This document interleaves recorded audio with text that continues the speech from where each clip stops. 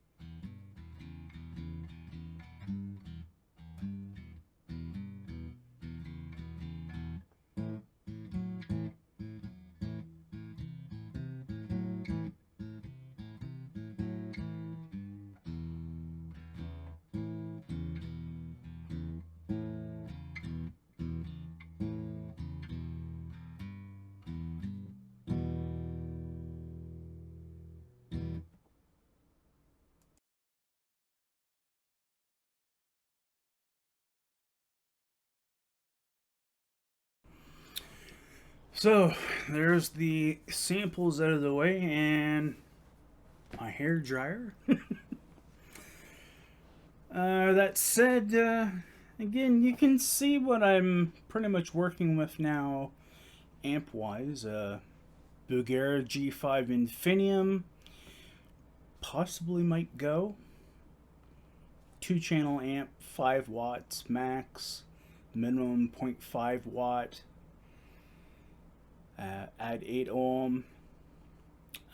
And then also the recent edition that I got in a trade, a Marshall Origin 20, which is a single channel with a boost function to give a little bit more extra, not so much gain, but overall volume to the output of the amp. It probably gives you another maybe 10 dB of output. So maybe for if you want to push a lead or something, that you can maybe do that with the volume boost effect on the amp. And of course the Harley Benton bass 212 cabinet with the non-Celestians in it, which sound pretty good through the Marshall and the Bulgara that I've had so far with it running through, and a the Orange Micro Dark Terror, the little 20 watt solid state with tube preamp. It sounded pretty gnarly through that as well too. The cab can handle up to 100 watts each speaker, so in combined it can handle up to 200 watts, which I really won't be pushing with any amps anytime soon.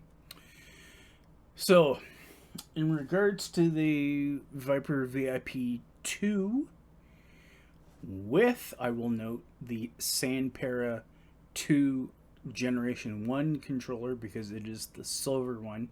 There is a black one that's a Gen 2, plus you can buy the new Sanpera Pro controller that goes with the Vypyr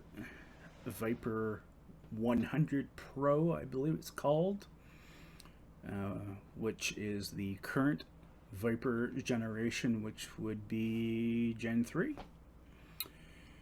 But in regards to the second generation, 5 years with the unit, again, in comparison to said tube amps and other solid state amps that I've had in the past, including Gen 1 solid state and tube version of the Peavey Vypyr series. Quick side note, Peavey dropped the ball getting rid of the Vypyr tube series. They really would have had the market if they would have kept going with the tube series, because the tube buffer and tube power amps actually really enhanced the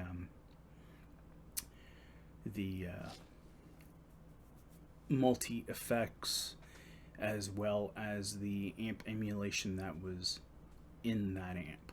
So if you happen to find a working Vypyr tube and you can get it for cheap, snatch it up. It's a great little amp, especially when you throw a Tungsol 1287 in the preamp and some Sovtek 6L6 pluses,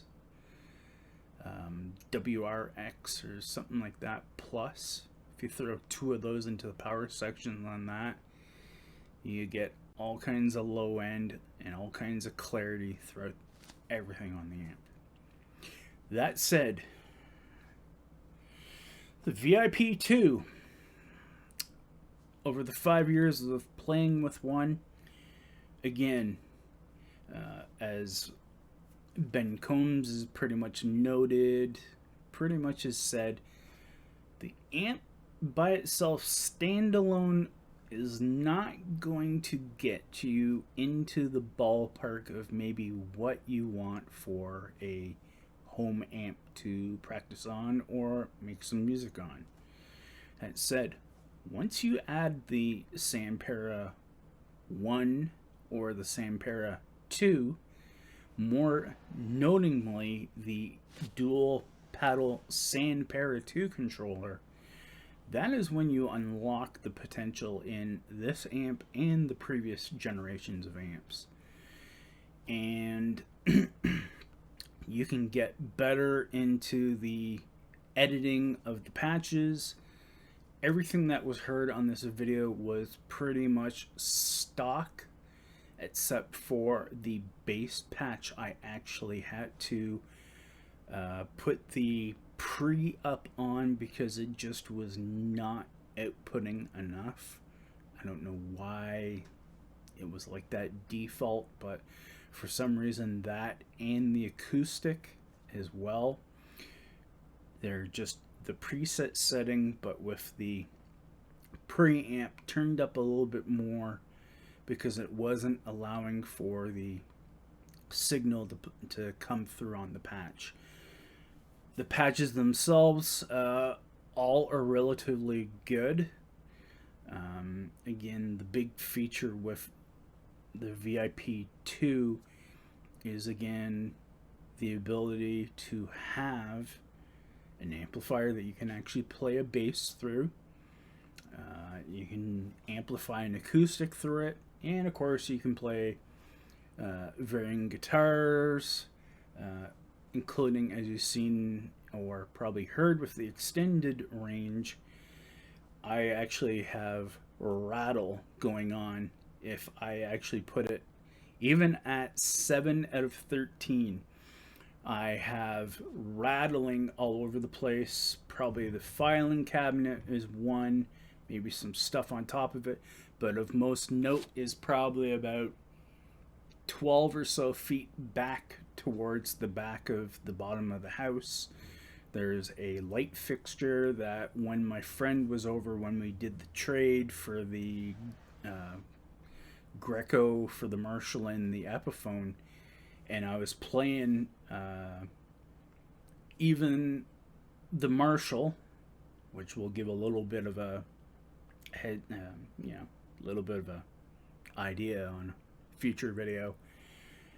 The extended range, and especially with the Vypyr VIP2 with its back porting on it, lend well for extended range. Like a 7-string guitar, it will actually shake walls and whatnot. Mind you though, it's a maximum of only 40 watts, and the speaker is capable of 60, but even at the level that the amp was, and we're talking about a probably 6-foot range difference between here where the mic is and where the amp was sitting when I was doing the demo, you get a lot of, there's a low range there with certain instruments. Other instruments, again, pickup configuration and whatnot, I think definitely affect that a lot as well, in regards to what you get out of the amp. Does the amp sound good through its default speaker? Depends on the patch, depends on the effects, and again, depends on what you're playing through it, if you ask me. The big keys with the amp to me are the editing, the ability to run it USB into your PC and practice and record that way. To me, the editing aspects, and more so the sound that you get over the USB into your PC, or in some instances, some Macs. I don't know if too many Mac users that have bought a Vypyr, but the digital sound information that you get over the USB port into your computer is the sleeper of the whole thing. Out its speaker, it doesn't sound too bad. Maybe outputted through a different speaker, something like if I could jerry-rig an output jack or speaker out that actually went to like the 212, I'm sure it would sound a lot better. And to me, I think that is the biggest thing that Peavey did a hit and miss on in regards to this, the Vypyr line as well, was not only giving up so early on the tube variant of it, but the head. They only did a head in the Gen 1. I think there was rumor, I had heard that there was a Gen 4 sitting around in somebody's place in a beta stage. And to me, the way I've seen the market, the smartest thing Peavey ever could have did was to make exactly what you see behind me, a head version, and keep making. If they would have did a VIP2 and the Vypyr Pro in a head version and allowed users to configure their own cabs, they could not only cut down on costs of adding a speaker into the mix, they could sell it at a better price point, and they would have sold more units than they did leaving it stuck in a combo. Because while the Vypyr Pro 100 was ideally set up for musicians who are pretty much semi-pro or pros that wanted to have something that they could just lug around to a gig, set it up on stage, and have whatever they needed down by their feet to press on and give them the sound that they wanted.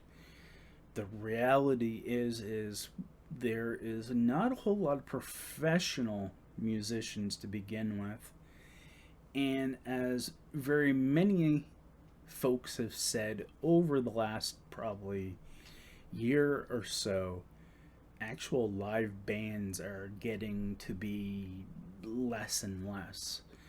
And in actuality, you want to have the functionality to be able to stream out over a streaming platform like YouTube or any of the other ones, Twitch, Facebook, to actually do live gigs with. And in that case, that's where a simple head with a USB out or dual XLR or one XLR out on the back would be perfect in that situation.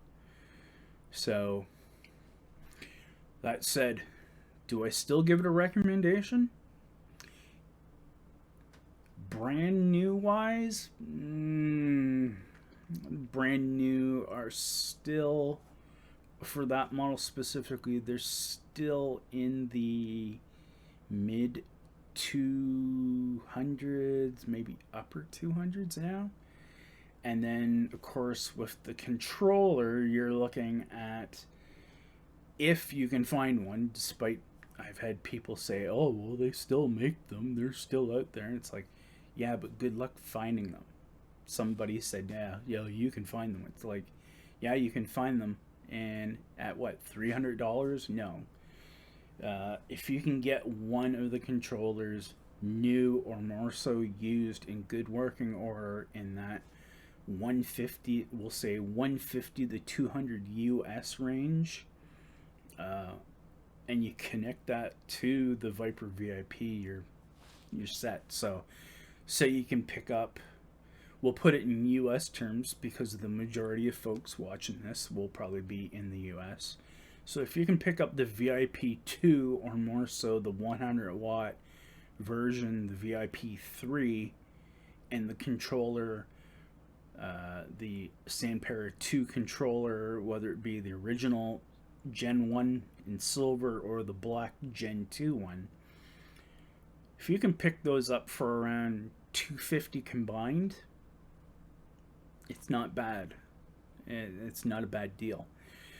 Now, in comparison to, say, a Boss Katana, I've seen the videos of those, and it's like, yeah, I mean, it's a Boss product, it's good.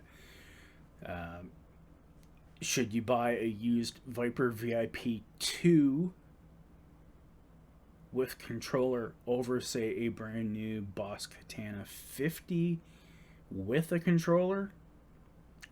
Probably not if you're only playing guitar. If you want that versatility of being able to play guitar, practice bass, play acoustic, if you want that variety, this amp serves that purpose perfectly. If you want to use it in a live situation, I would probably venture to guess to go with the VIP3 100-watt version.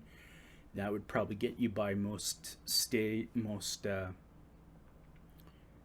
live playing situations, whether you're playing a guitar, acoustic, or electric through it, or more so a bass. It would be ideal in those situations.